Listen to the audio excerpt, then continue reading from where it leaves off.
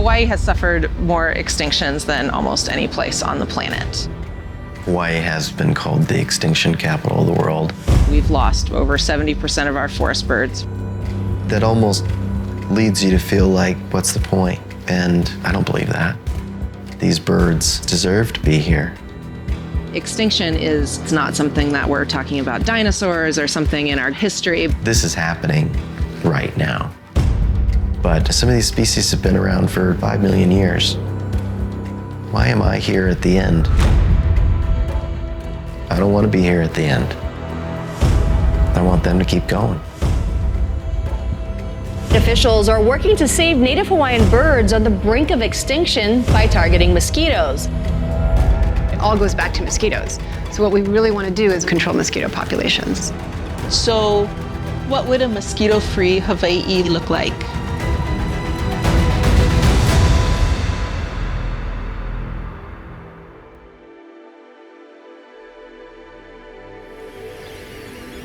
Some say that when the first Polynesians approached Hawaii, they could hear the islands before they could see them emerge on the horizon.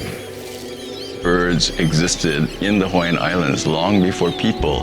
The birds in Hawaiian thought and in the chant of creation are in place even before the gods are. Birds have been here as long as there's been Hawaii, several million years, and people have only been here about 1,000 years. As new islands and new habitats appeared, you get little explosions of species that evolved. And all of that really allowed for this tremendous amount of diversification in these birds. From one ancestor, we got over 50 species of Hawaiian honeycreeper. Those birds are mentioned in songs, in chants, in stories that are celebrated in hula. Birds were the caretakers of some of the Hawaiian gods. And the fact that birds would care for these people just as people were supposed to care for birds is a relationship that goes way back into the strongest and oldest stories in Hawaii.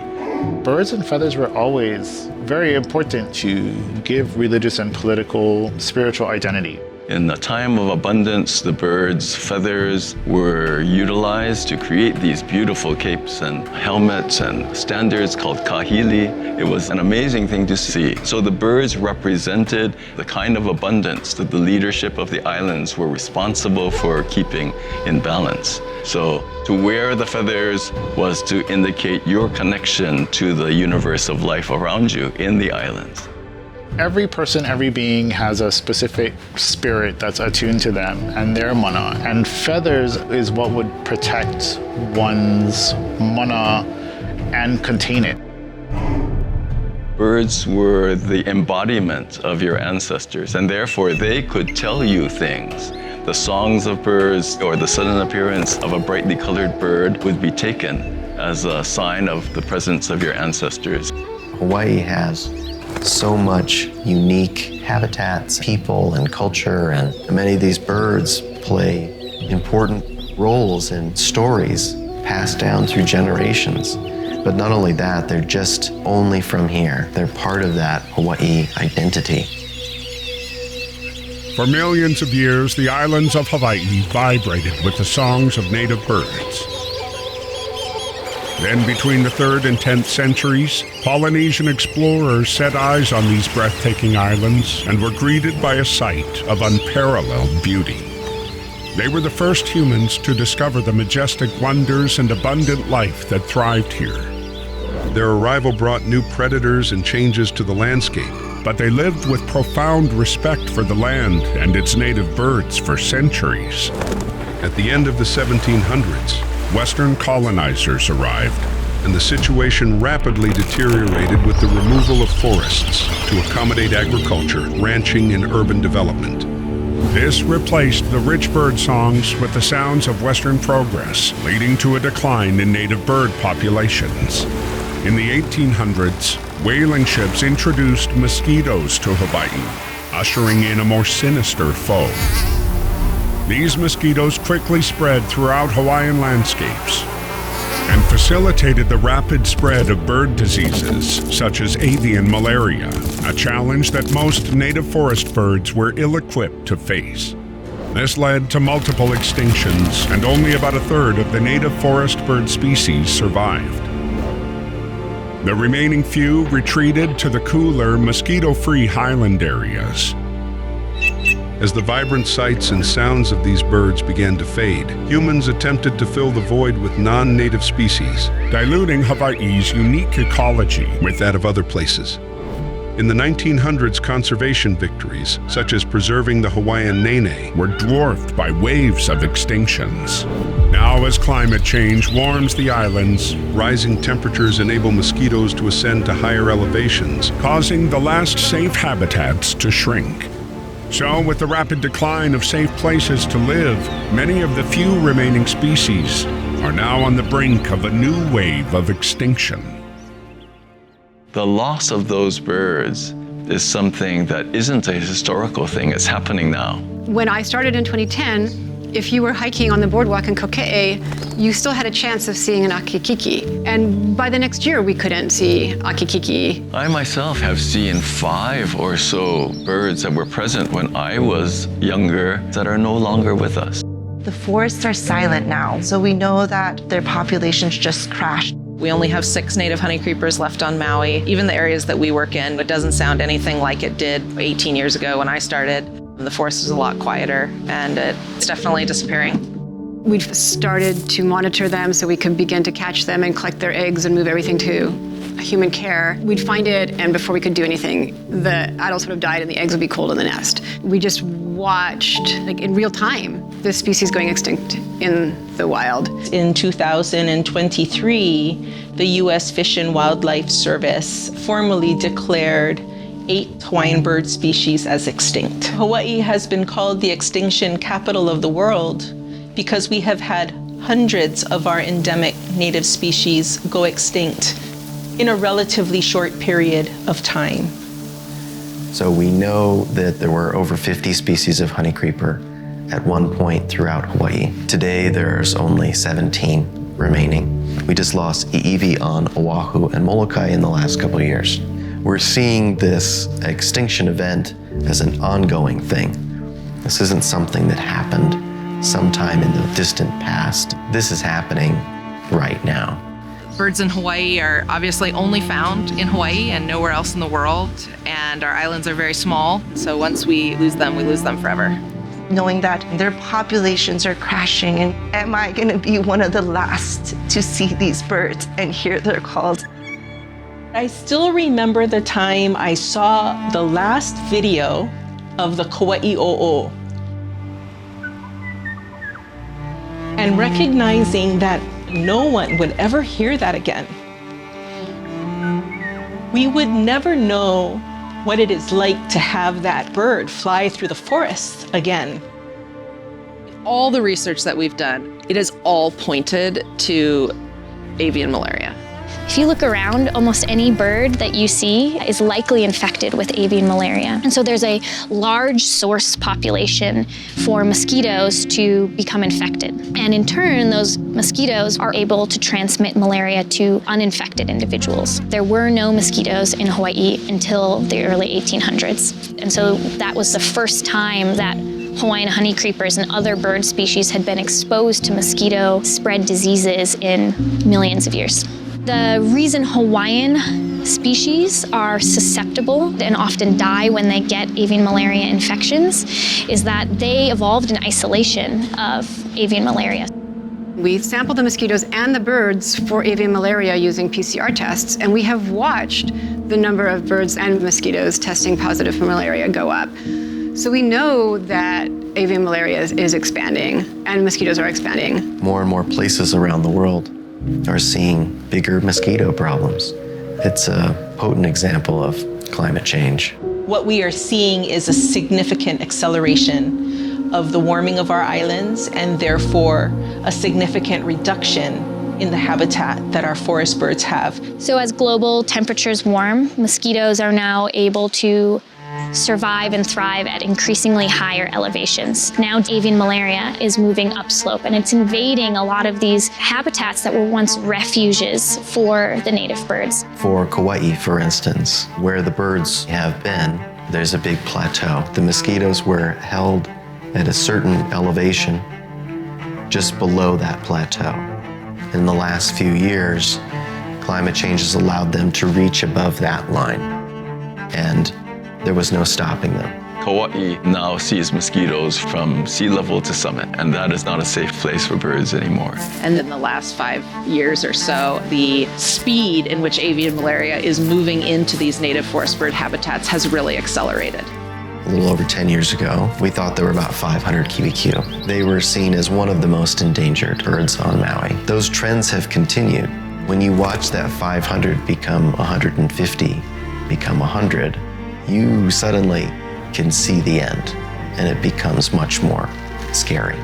After 10 years of kiwikiu research, the only real thing we could do at that time was to put them into new habitat and hope that we would be able to basically expand the areas that they could survive in. But unfortunately, there were no other forest areas that were avian malaria free in these high elevation areas that we could move kiwikiu to. In 2012, one of our big projects was to reforest a part of the island in order to translocate kiwikiu to that side of the island. So we spent about a decade rebuilding a forest almost from scratch on leeward side of Maui in Nakula Natural Area Reserve.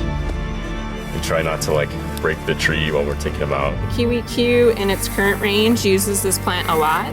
Lots of partners hooeyed together to fence, remove the ungulates, and start planting trees over there and rebuild a forest. And I think for the first, let's just do the first row. All right, and that ends the row.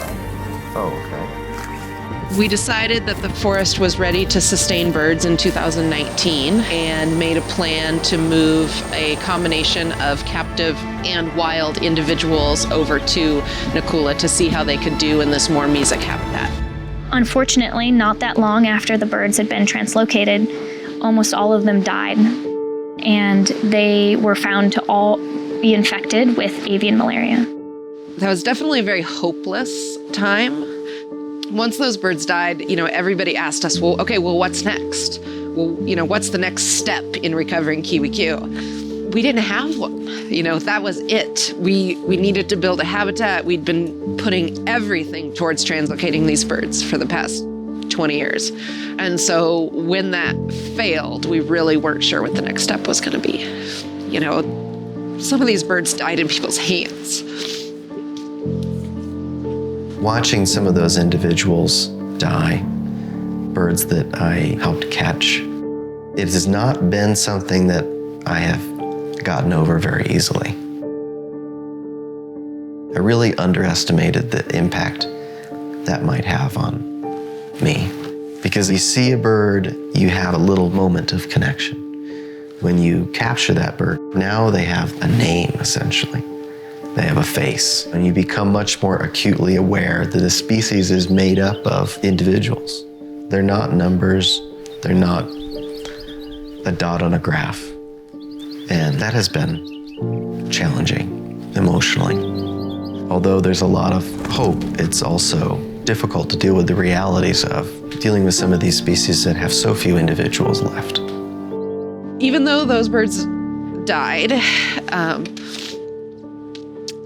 and that project was really hard to come back from, it really made the avian malaria crisis very tangible for everybody. Everybody had been following this project, had really high hopes for Nakula, and to see how fast avian malaria could move into that area, and also how fast it could just wipe out all the birds that we were translocating, was really shocking to a lot of people. In the last couple of decades, as the warming temperatures have allowed mosquitoes to invade the remaining akikiki habitat, has taken that population from several thousand birds to fewer than 10 in the wild today because of mosquito-borne diseases. So meanwhile, in 2015, we began collecting eggs to create an insurance population of the species in human care while we try to address this mosquito crisis in the wild. My staff, who were out there day in, day out, getting to know these birds individually, they are seeing friends disappear, and that's been really rough. There's this one bird named Pakele, and even though all the other birds from that field site are gone, she is somehow magically hanging in there. And she built 6 nests last season while all the other birds around her were disappearing. And she kept going. To us, she single-handedly is trying to save the species in the wild, and she's still there. Somehow she represents what hope there is still in this situation. When I was a kid, my mother would read to me that book, The Little Engine That Could. She is that little blue engine. I think I can. She just keeps trying. And so she's a little tiny bird trying to do the job. And I cannot give up while Pakele is not giving up. Our risks of not doing anything is our loss of our birds. And so if we don't do something now, we won't be able to do something in the future to correct that error. In conservation, you kind of get used to fighting against declining trends. But when you're looking at 0, that's when it really hits home. And that makes it much more real. We've definitely caused all these problems. And especially when you see individual birds that are affected by disease in the forest and that are dying in the forest, it's like we owe it to them to fix this. Hawaiian birds are part of Hawaii. I mean, they are Hawaii, essentially. And when you lose them, you lose that which makes Hawaii, Hawaii. So we have this shared responsibility to each other, and we have this shared responsibility to our island home, which will ensure that we can all thrive for future generations. Our focus right now is mosquito control. We can keep doing all the other things to help these birds, but if we're not controlling malaria, they're going to disappear anyways. If there was something that we could go out and get all of the mosquitoes in one go, I think we would definitely do that. Humans have been fighting mosquitoes for centuries, millennia even. And the only ways that we have really had victories is through major landscape scale habitat change, draining entire swamps. You know, there are whole ecosystems in North America that no longer exist because they were drained. That's why we don't have malaria in the United States. That in addition to wide scale distribution of toxicants, specifically DDT. We aren't going to use that here in Hawaii because we have an incredible diversity of native arthropods. We would be killing all kinds of things that we want to protect. So that's not an option that we could live with. Starting actually in the early 1920s, they were looking into different forms of mosquito control. And they noticed a intercellular bacteria inside this mosquito. It was first discovered in the species of mosquito that we're trying to control here. It's called Wolbachia. There is a cool bit of science that could save Hawaii's birds from mosquitoes called the Incompatible Insect Technique, or IIT for short. Imagine in Hawaii, mosquitoes have tiny puzzle pieces inside them called Wolbachia bacteria that exist in the reproductive organs of these mosquitoes. And a male and female mosquito need matching puzzle pieces to make baby mosquitoes. So scientists do something super smart. They raise male mosquitoes with a different puzzle piece or a different Wolbachia strain, separate them from females, and let them loose in the forests. The male mosquitoes can't bite and don't stay around long, but they have an important job: to mate with female mosquitoes. They're released in such large numbers that the wild male mosquitoes are overwhelmed. When these special males and wild females try to make baby mosquitoes, their puzzle pieces don't match, and no babies are made. It's a safe, clever way to reduce mosquito populations without hurting other animals or the environment. And we know it's safe because various Wolbachia methods have been successfully protecting people from diseases carried by mosquitoes all around the world for decades. And now in Hawaii, this tool is being used to keep native Hawaiian birds singing and our forests thriving. It is new for a conservation application. So this is the first time that Wolbachia mosquitoes are being released for the benefit of forest birds rather than humans. We're releasing male mosquitoes that don't bite and they don't transmit disease. When you release just the males of your new laboratory mosquitoes, they go and find females, or the females find them, and then she lays eggs that never hatch. And if you do that over a long period of time, then the mosquito population crashes. The next part of it, of course, is how do you get those males out there? And that's where some of the other fun comes in, because where we need this mosquito control to happen is extremely remote. We don't hike into these places. We fly in helicopters. This is incredibly difficult terrain. So how do you disperse these mosquitoes in an even way across this forest that's super vast? So we breed our Wolbachia IIT males in a lab, and they ship us approximately 500,000 male mosquitoes, packaged into these little cardboard, completely biodegradable pods. We then put those into a helicopter and we deploy them along a grid across sites in East Maui, native bird habitat, twice a week. Right now, we're only able to control mosquitoes on about 3,000 acres. And so as the project expands and we want to be able to cover more and more native habitat, that's just going to mean more helicopter flights, more mosquitoes, more time sprinkling these insects all over the landscape so that they have the opportunity to breed with the females in the wild. This project is a partnership known as Birds Not Mosquitoes, and it is a group of both federal, state, and nonprofit organizations working together to help protect the native forest birds from going extinct. It is a big project and it does sound pretty abstract and maybe a little crazy to save little tiny forest birds. And there has been opposition to this project. They have tried to prevent it from going forward.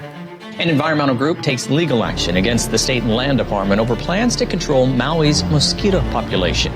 So they don't want the state releasing millions of mosquitoes in an effort to save native Hawaiian birds. It does sound kind of crazy. You know, we're going to breed millions of mosquitoes and every week we're going to throw 500,000 mosquitoes out of a helicopter. Maybe that is kind of hard for some people to swallow, but if there was an easier way to do this, like, we would be doing it. There have been countless brilliant minds that have been thinking very deeply about this malaria problem for a very long time.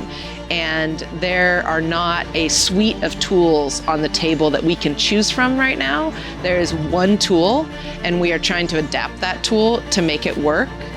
While in the meantime, there's also lots of other research and development trying to give us more tools to use in the future. Wolbachia IIT has been used for decades all over the world, and we know that it's safe. So we'll know if it's working because we've set up traps, and we anticipate seeing a reduction in the mosquito populations in those areas. Our biggest challenge is going to be, can we implement it on a big enough scale?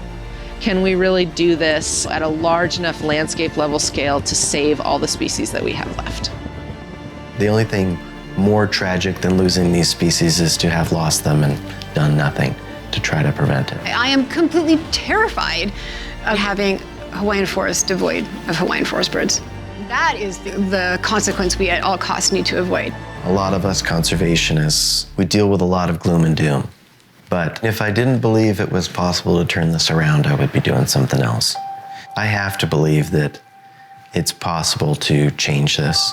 As long as we don't give up, we can turn things around. The mosquito control is so hopeful because it feels like such a big, bold new thing, combating the problem that we've known was there the whole time but didn't have ability to fight it. The vision is that you walk out of your door in Hawaii and you see a native forest bird. You don't have to go up to the alakai. You enjoy forest birds from your door because we have controlled all these threats. Hawaii before pests like ants and cockroaches and centipedes and mosquitoes was truly a paradise. Not only that the birds are thriving and are occupying the forest that they belong in, but that life in the islands would be that much closer to the paradise that it once was. Mosquito-free Hawaii to me means by reducing something that brings me annoyance can also help be that hope to keep these birds here so that they don't disappear. Having their chorus be filling the soundscape of Hawaii again. I want to have that cacophony of birdsong in my backyard that the first Hawaiians once heard when they approached Hawaii. I'd like to see the honeycreepers as much as we see pigeons and minor birds around here. If we were able to eliminate all mosquitoes, I think it would be safer for humans and a lot of other species as well. I would love that to happen because if mosquitoes are gone, these honeycreepers can come down from the mountains. I'd feel happy because the honeycreepers would be able to fly safe. Saving the honeycreepers is really a matter of saving the culture of Hawaii and the humanity of Hawaii. If we can bring back these species from the brink of extinction, that gives hope not just for the species, but it also means that we have the potential to do so much other conservation work here in Hawaii and around the world. Seeing the joy that hearing what an eevee sounds like to second graders, that brings me hope. The eevee kind of says its own name. They would probably just leave out the W. Kind of like that. Also, our younger generation at second grade are taking it up. We're here to talk to you about help for honeycreepers. They're going to the legislature, talking in front of our representatives. Thank you for your consideration. Mahalo! If we all do our little part in our own little space, those all kind of come together as a whole. If we ignore that and just say, oh, somebody else is going to do it, if we think of it that way, we're never going to help. As our kupuna always taught us, we always leave someplace better than when we arrived. I think that applies. Beyond that extinction capital of the world, I would hope that we could be known as the capital that rises to that challenge and that brings full expression of our value of malama. Can we be a place that we are known for the way in which we care for our homeland? So maybe we are the malama capital of the world. Avian malaria and the loss of Hawaiian forest birds and the loss of birds on Maui is just one of the bigger things that are in our total global disasters that are facing us. But what we're doing here can save that species or turn around the health of our forests. And that is very tangible. I can't solve climate change on a global scale, but the things that we do here have a huge impact on the species that we're working on. And it really is in our hands to either succeed or fail. It means if we can succeed, then we have those species left. For better or worse, that might be a lot of pressure, but people couldn't do it if they didn't care though. I mean, I have these amazing teams of people just working so hard and, I mean, risking their lives on a daily basis to try to save birds. And some people might think that's really crazy, but they also truly believe they're doing it to make Hawaii and Maui and the world and everything a place that the rest of us want to live and have a future for. We really want these birds to be there for our children.